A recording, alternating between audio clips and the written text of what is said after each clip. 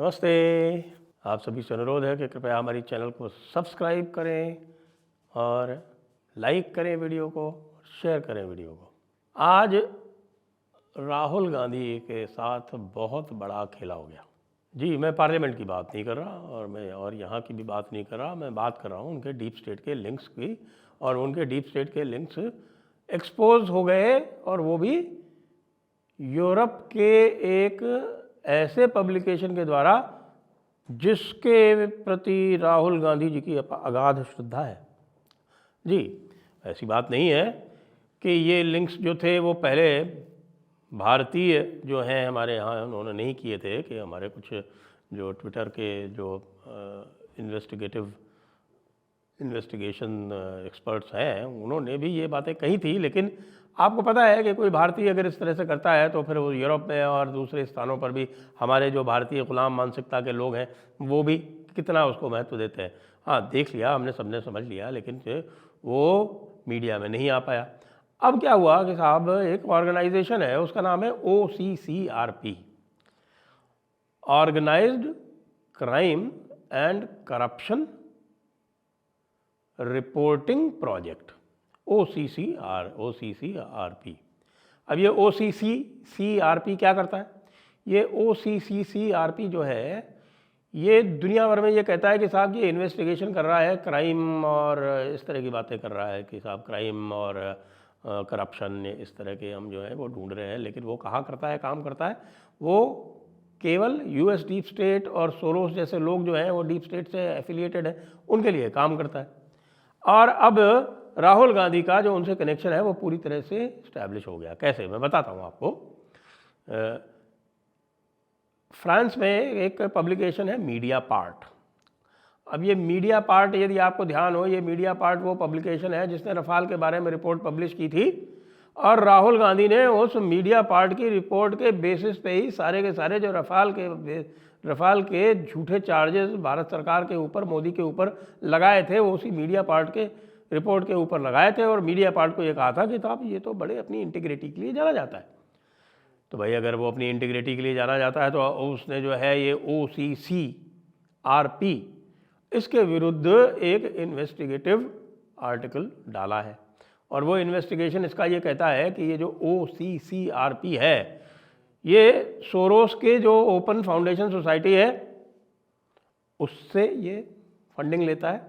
साथ में दो ऐसे ऑर्गेनाइजेशन हैं जो इसकी किसी भी ऑडिट में या कोई भी जो भी इसने अपने वेबसाइट पे जो डिस्क्लोजर्स डाल रखे हैं उसमें कहीं नाम नहीं है। और वो कौन से हैं? जी हाँ, United states department of state और यूनाइटेड स्टेट्स US एड जिसको बोलते हैं, US एड और US स्टेट डिपार्टमेंट से ये पैसे लेता है। $14 मिलियन ले चुका है ये। $14 मिलियन कितने होते हैं आप सोचिए। आप $14 मिलियन, $1 मिलियन जो है वो लगभग 8.5 करोड़ रुपए होता है। आप $14 मिलियन के हिसाब से लगा दिए तो सैकड़ों करोड़ रुपए इनको मिले हुए हैं। सैकड़ों करोड़ रुपए, 14 भी नहीं है, $40 मिलियन है, सॉरी गलत बोल गया। तो इतना पैसा दिया है, $14 मिलियन तो इनको दिए हैं यूरोपियन कंट्रीज ने। जी हाँ। अब ये क्या क्या काम कर चुके हैं पहले, अभी आजकल भारत के लिए क्या कर रहे हैं ये? भारत के विरुद्ध, बाकी तो इन्होंने और भी बहुत काम किए हैं, उनको भी मैं बता दूंगा ब्रीफ में। लेकिन भारत के विरुद्ध जो काम किए हैं और उसका राहुल गांधी से डायरेक्ट क्या कनेक्शन है, वो 3 मुख्य काम बता देते हैं आपको। एक तो ये भारत की जो इकोनॉमी है, भारत की जो आर्थिक संरचना है, विशेषकर जो प्राइवेट सेक्टर है, उसके विरुद्ध ये तरह तरह के चलाते रहते हैं प्रोपेगेंडा। और उस प्रोपेगेंडा से ही ये प्रयास ये करते हैं कि भाई भारत की मार्केट जो है वो डाउन हो जाए, लोग यहाँ से डर जाए, लोग यहाँ इन्वेस्टमेंट नहीं करें, ये सब इनका प्रयास रहता है। तो भारत को पहली बार जो टारगेट किया था वो उन्होंने वैक्सीन के टाइम पे किया था। आपको पता है कि अब जो है ट्रंप आने वाले हैं, और ट्रंप का one of the foremost project ये है कि जो ये वैक्सीन होक्स किया गया था पूरी दुनिया के ऊपर, और जो इसीलिए उन्होंने जो नेशनल इंस्टीट्यूट ऑफ हेल्थ है उसमें वो जो फॉची हुआ करता था, जिसने चाइना के साथ मिलके वो पूरा वायरस, वुहान वायरस फैलाया था, उसके जगह पर जय भट्टाचार्य नाम के एक इंडियन ओरिजिन के व्यक्ति को लगा दिया है। साथ ही FBI में उन्होंने लगा दिया है काश पटेल को। तो काश पटेल तो डीप स्टेट के जाने माने शत्रु हैं। और director of national investigation intelligence लगा दिया है तुलसी गैबर्ट को। और इसी डीप स्टेट को साइज डाउन करने के लिए लगा दिया है एलन मस्क और विवेक रामास्वामी को। तो ये डीप स्टेट के विरुद्ध ट्रंप का एजेंडा है। तो अब लगता है कि जैसे यूरोप वालों को भी ये पता चल गया है, तो अब वो इसी एजेंडा को सपोर्ट करने के लिए अपने जो दिखा रहे हैं कि साहब कि हमारी जो गुडविल है वो इस प्रकार की है, इसीलिए ये मीडिया पार्ट जो पहले भारत को टारगेट कर रहा था, अब मीडिया पार्ट जो है वो OCCRP के विरुद्ध इन्वेस्टिगेशन रिपोर्ट दे रहा है। तो कोवैक्सीन के टाइम पे इन्होंने कोवैक्सीन के खिलाफ एक हिट जॉब किया और ये निकाला कि साहब को वैक्सीन जो है वो पूरी तरह से अनसेफ है। 1 जुलाई 2021 को शायद ये हुआ और अगले दिन राहुल गांधी ने इसको टेकअप कर लिया। तो OCCRP राहुल गांधी। उसके बाद साहब वो पेगासस वाली रिपोर्ट आई, वो भी OCCRP की ही बनाई हुई थी। उसको भी किसने टेकअप किया? राहुल गांधी ने टेकअप किया और तुरंत ही टेकअप किया। जैसे ऐसा लग रहा था उसमें भी, कोवैक्सीन में भी, कि इनको पहले से जानकारी है, क्योंकि जिस प्रकार की बातें उन्होंने की वो अचानक रिपोर्ट पढ़ के वो तुरंत ही उसके रिएक्शन में नहीं हो सकता। इसके लिए डीप स्टडी चाहिए, 4-6 दिन चाहिए। तो उनको पहले से ही पता था, संभवतः ऐसा उससे दिखता है। वो किया और अब अभी लेटेस्ट जो है वो अडानी वाला किया। अडानी कहते हैं अडानी के विरुद्ध तो 3 बार हो चुका है और इस बार जो हुआ लेटेस्ट जो OCCRP ने किया उसमें तो इस प्रकार का था कि OCCRP ने जो रिपोर्ट दी तो रात में 3-4 बजे ही ये लोग कांग्रेस वाले, राहुल गांधी वगैरह जो हैं वो ट्वीट अपने करने लगे थे, उनके पहले से तैयार थे। फिर यही OCCRP जो है इसने और गंद फैलाई और इस बार भी आपने देखिए राहुल गांधी ने जो इंडाइटमेंट हुआ न्यूयॉर्क कोर्ट का अडानी के विरुद्ध, वो भी जिस समय हुआ तो रात में 3 बजे से ये लोग चालू हो गए थे। सब इनको पहले से पता रहता है और ये भी पता है कि भाई ये जो ओपन सोसाइटी है, open society foundation OSF Soros का जो जज है और जो न्यूयॉर्क स्टेट है वो पूरी तरह से सोरोस के पैसे पे चल रही है। जजेस वगैरह की फंडिंग, वहाँ पे जजेस का इलेक्शन होता है, उसकी सारी फंडिंग जो है सोरोस ने कर रखी है। तो सबको पता है कि वो जो जज है वो सोरोस का बंदा है। तो अब मीडिया पार्ट ने ये बात खोल दी। मीडिया पार्ट ने ये भी बताया कि भाई और क्या क्या काम उन्होंने किए हैं, जैसे कि स्टेट डिपार्टमेंट जो है वो निकोलस मादुरो जो वेनेजुएला के प्रेसिडेंट हैं उनमें इंटरेस्टेड है। तो वेनेजुएला में क्या करप्शन हो रहा है, करप्शन रिपोर्ट ऑन वेनेजुएला वो पब्लिश करेगा। ये निकरागुआ में इनका इंटरेस्ट है, निकरागुआ में पब्लिश करेगा। डीप स्टेट जो है वो डीप स्टेट खासतौर से जो डेमोक्रेट्स हैं, ये US स्टेट डिपार्टमेंट है, वो भारत को घेरना चाहता है। भारत के घेरने के लिए तो भाई बांग्लादेश किया ना, ऐसे थोड़ी कोई कर दिया। वो भारत को घेरना चाहता है तो भारत के विरुद्ध, अडानी के विरुद्ध आ गया।